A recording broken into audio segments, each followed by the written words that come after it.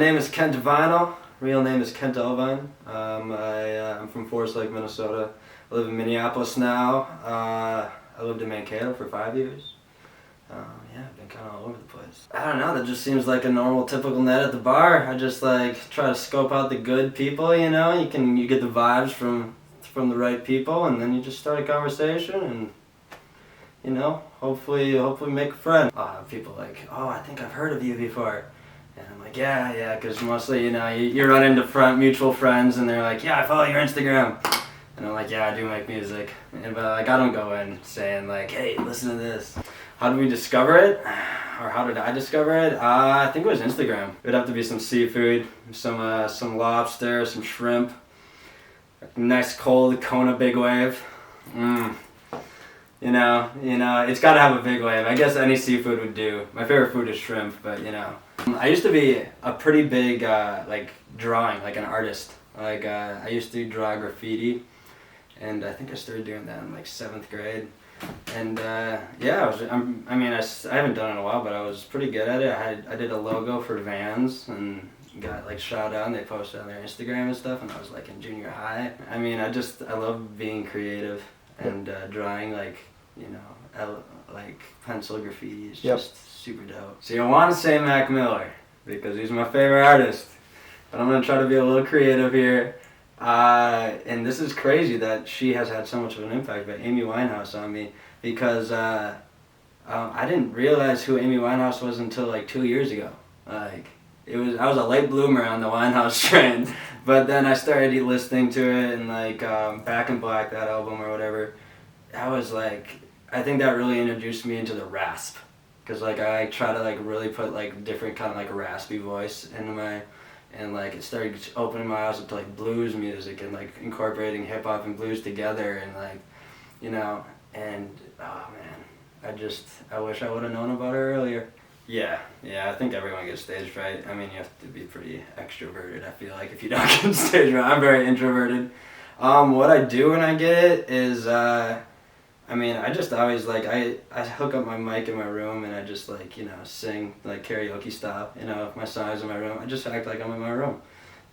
Sometimes I'll forget words when I'm up on stage and shit, and it's no one knows that. No one realizes that if you're just smooth with it. Secret sauce. I would say what I've noticed. I used to do it on accident, but now I've noticed I do it, and I kind of try to incorporate it in my music, but I always try to build up. The start of the song will be kind of jazzy or smooth, and just more echoey, or kind of sit in the background, and then I'll bring up another level, and then I'll put some harmonies on another level, and another level, and by the time that hook hits, it is full sound, so I just kind of to ascend my songs up, and I think that's kind of my personal sauce. I think if it was a quick one, what I've been doing recently is I love that jazz, I love having those live drums, the saxophone in the background, so it'd be very jazzy. And what it would say about me, I don't know, it'd probably be most of my songs are either about love, or they're just kind of about emotions, I guess. I wouldn't say specifically love, I just try to find an emotion to tap into, so I guess it would be however I was feeling then. And I try not to make the music too much about me. I try to get my emotion, and then put it at a middle playing level ground, and then have hopefully the viewers or the listeners can relate to it. Mm-hmm. So they're not listening to me just talk about my problems, or my probably be dead. Hopefully be dead. I don't want to live to 70. I'd be good, man. I make it to 65, 65, 70. That's all I need. I hope to have accomplished what I've wanted to accomplish in life before I turn 80, so I have no intention of living that long. I struggle with depression, a lot of mental health issues. It's a lot I talk about a lot in my music. I guess it's just, I can't get to bed early enough, so then I'll sleep too long. And I think my number one goal is to just get up and get going. I always tell myself that in the morning. I'm you're just wasting time laying around all day. There's so much stuff you could be doing, and just quit being lazy. And that's I talk about that a lot in my music, and it's just and I know other people feel that way too about themselves. They feel they're not doing enough, or You know, they just need to be doing more, and it's just like kind of being halfway being content with what you're doing and knowing it's enough, and also just like trying to motivate yourself to be a better you. Probably even Mac Miller, the GOAT, just dropped Faces today on Spotify. Alive? That's a good question. I would probably be like Rihanna. I love how Rihanna's got that R&B, but she's also got that raps. Like also Adele, you know, like people like that who just have like that super unique dominant. I think I've recently really started to like history.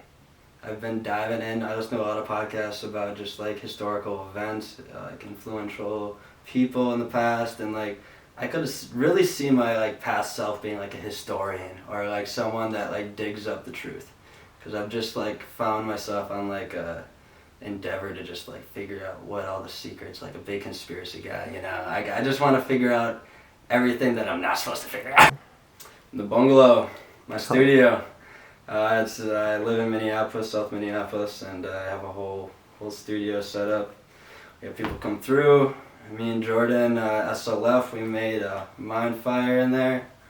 All the signs came out of the bungalow. It's a vibe in there. It looks like a jungle in there. Got a bunch of plants and cool art. So there's like a little seating area.